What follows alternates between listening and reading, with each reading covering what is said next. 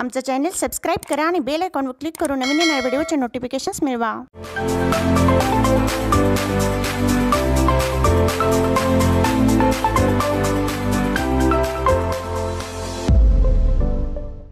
नमस्कार। आज 8 मार्च जागतिक महिला दिन साजरा करण्यासाठी आपण इथे जमलेलो आहोत। थेंबा थेंबातून येते सामर्थ्याचा सागर व्हावा, थेंबा थेंबातून येते सामर्थ्याचा सागर व्हावा, विश्वाच्या कल्याणासाठी स्त्री शक्तीचा जागर व्हावा, विश्वाच्या कल्याणासाठी स्त्री शक्तीचा जागर व्हावा।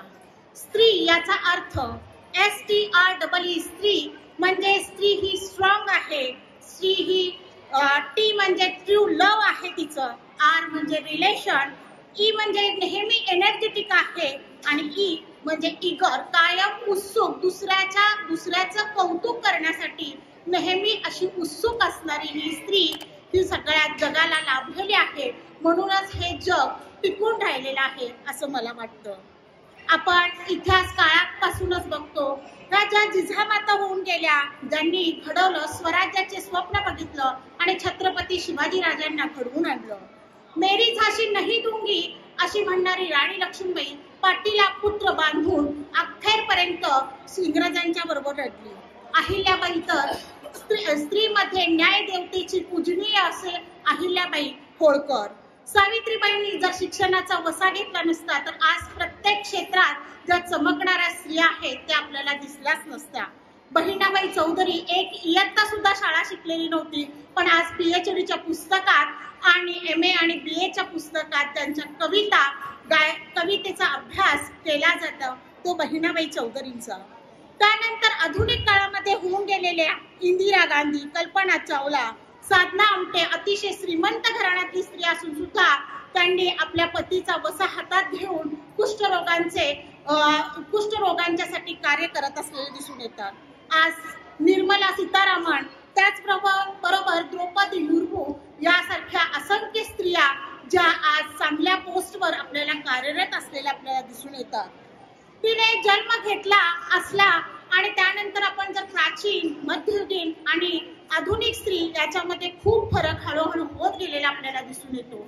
8 मार्चच नव्हे तर इतर दिवस सुद्धा आपण स्त्रियांचा सन्मान केला पाहिजे आणि हा सन्मान करण्यासाठी प्रत्येकाने आपल्या घरात जिजामातेसारखं आपण आपले संस्कार विद्यार्थ्याला दिलं पाहिजे असं मला वाटतं। मी एका ठिकाणी स्मृती इराणीची एक कथा वाचलेली होती की त्या कथेमध्ये तिनं स्वतः 8 मार्चच्या दिवशी एका स्त्रीला सांगितलं की तुमची ओळख करून काय द्यायची। त्यावेळेला ती म्हणते की अशी ओळख करून द्या मला की मी माझ्या मुलीची हत्या करणारी एक आई। मग त्याही अचंबित होतात की अशी कशी ओळख करून मी देऊ, नाही तुम्ही माझी ओळख अशीच द्या। एक ग्रामीण भागातली स्त्री, हरियाणामधली ही स्त्री आहे। त्यावेळेला स्मृती इराणीने त्यांना असं सांगितलं आणि ज्या वेळेला ती स्टेजवर येते ती स्त्री त्यावेळेला आपली कथा सांगते की मला प्रथमतः 3 मुली झालेल्या होत्या आणि नवऱ्यानं सांगितलेलं होतं की ऑलरेडी तुझ्याकडे 2 मुली आहेत आणि जर तिसरी मुलगी झाली तर तू घरात यायचंच नाही। अगदी 3 दिवसाची बाळंतीण ही बाई हॉस्पिटलमधनं निरोप असा आलेला, कुणीही बघायला आलेलं नाहीये तिला घरातनं, आणि त्यावेळेला तिला निरोप असा आला की जर तू यायचं असेल तर या तिसऱ्या मुलीची हत्या करायची, अशी हत्या करायची की पोलिसांना सुद्धा समजता कामा नये। आणि हे कसं करणार, काय करणार, त्यासाठी तू जबाबदार आहेस। ही स्त्री रडत खडत बसलेली, हे भावाने निरोप घेऊन आला, आता काय करायचं समजेना। मग ठीक आहे म्हणते, त्या मुलीला घेऊन ती घरी जाते। नोव्हेंबर डिसेंबरचे थंडीचे दिवस, कडाकीची थंडी, त्या मुलीचे कपडे काढते आणि दारात नेऊन तिला ठेवते, एका कॉटवर तशी झोपवते आणि तिथंच उंबऱ्यावर तिच्या मृत्यूची वाट बघत ती थांबलेली असते। अक्षरशः तिला तिथं झोप लागते आणि तिला असं वाटतं की आता सकाळपर्यंत माझी मुलगी थंडीने गारटल्याने तिचा मृत्यू होणार आणि जोरात आपण हंबरडा फोडणार आणि बाकीच्या लोकांना तिथं बोलवणार की असं असं माझ्या मुलीचा मृत्यू झाला, काही कारण सांगून आपण हे प्रकरण दडपणार। ज्या वेळेला तिला सकाळच्या पहाटे जाग येते आणि जाऊन आपल्या मुलीपाशी बघते, अक्षरशः ही मुलगी निळी काळी झालेली असते आणि तरीही ती जिवंत असते।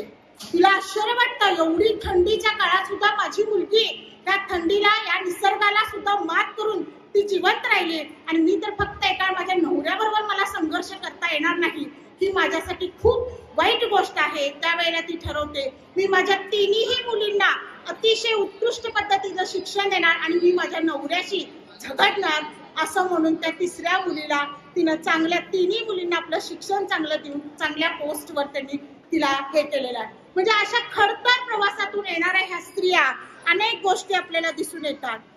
बुलढाणा जिल्ह्यामध्ये दुर्गा भागवत करे नावाची एक स्त्री होती व तिलाही 3 मुली होत्या. लग्न करून दिलेली होती तिनं आणि लग्न करून दिल्यानंतर आता सगळे पैसे सगळे संपलेले होते.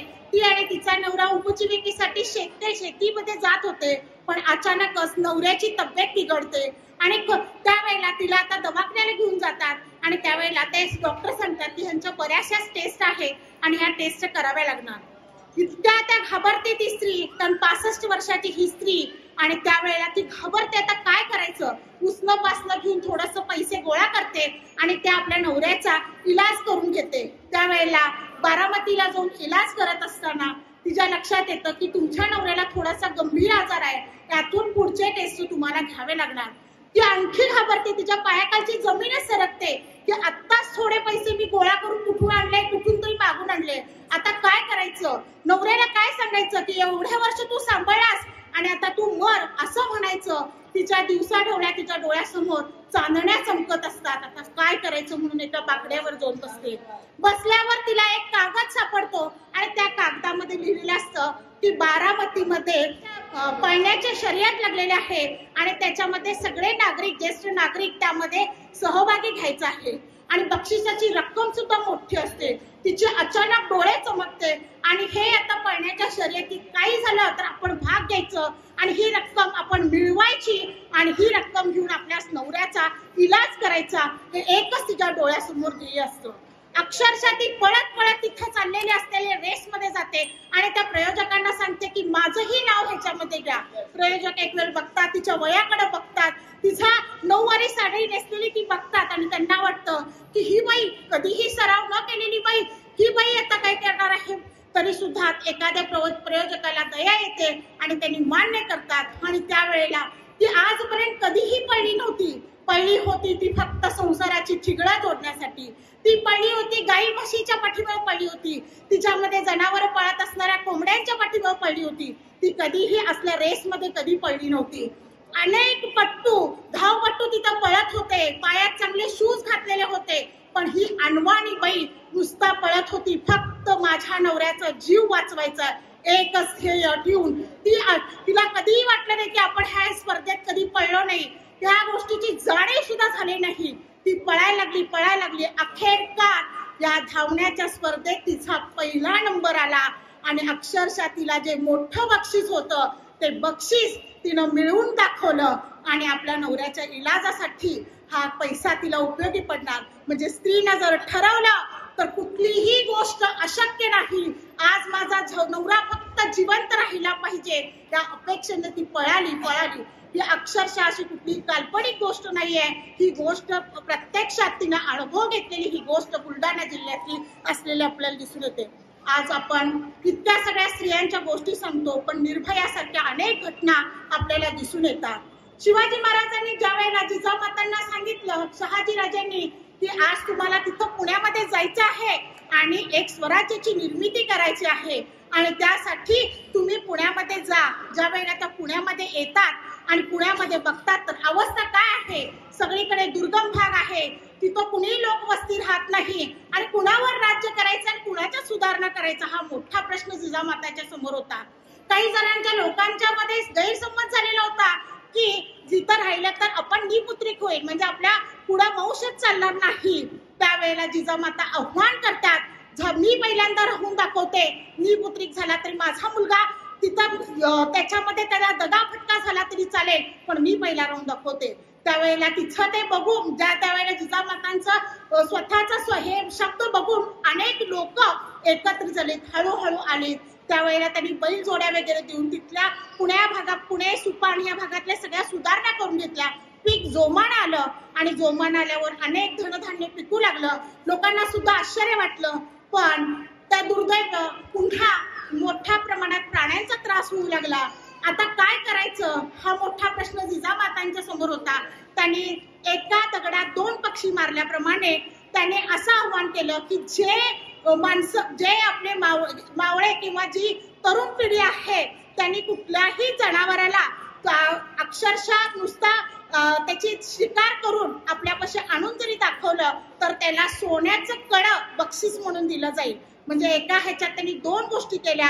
एक तर त्या जनावरांचा मुकाबला करण्यासाठी तरुण पिढीला जमा केला आणि एक दुसरा म्हणजे मावळा घडवला आणि ह्या दोन्ही गोष्टींचा माहिती त्यांनी दिलेली होती. म्हणजे याचा अर्थ असा आहे की ज्या वेळेला ही गोष्ट आणण्यासाठी ज्यावेळेला एक तरुण मुलगा समोर आला आणि त्यांनी दाखवलं की हे बघा, मग ते रात्रीचे 1:15 वाजता आला आणि 1:15 वाजता म्हणतो की मला जिजामातांना भेटायचं. सैनिकांनी पाठवून दिलं आणि सैनिकांनी पाठवून दिल्यावर त्यांना असं म्हणायचं होतं की तू पुढं सकाळी ये. त्यावेळेला नाही, म्हणतो की मला आत्ताच ह्यांना भेटायचं आहे. मग ते अक्षर दंगा गोंधळ ऐकून जिजामाता बाहेर येतात आणि बाहेर आल्यावर त्यांनी म्हणतात की काय हा गोंधळ चाललेला आहे. अक्षरशः ते जनावर अखंड तो जवान माणूस घेऊन आलेला होता. त्यावेळेला त्या विचारतात, अरे मी सकाळी बघितलं असतं आणि हे सोन्याचं कडं सुद्धा तुला दिलं असतं. तुझं नाव काय? माझं नाव तान्या.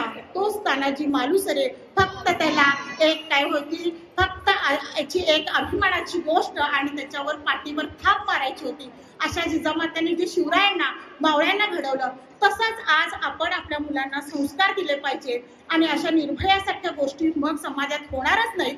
हीच एवढी गोष्ट आपल्या म्हणजे स्त्रियांच्याकडून आपण शिकलं पाहिजे. प्राचीन असू दे किंवा मध्ययुगीन आणि आधुनिक असू दे, स्त्रियांनी आपल्या समाजात जर बदल करायचा असेल तर एवढं सांगू शकते मी, ती जन्माला येतानाच घेऊन येते प्रेम आणि माया. कुठल्या स्त्रीचा जन्म कधीच जात नसतो वाया. कधी मुलगी, कधी पत्नी, कधी आई असते. सासर माहेर उजळणारी स्त्री एक ज्योत असते. धन्यवाद.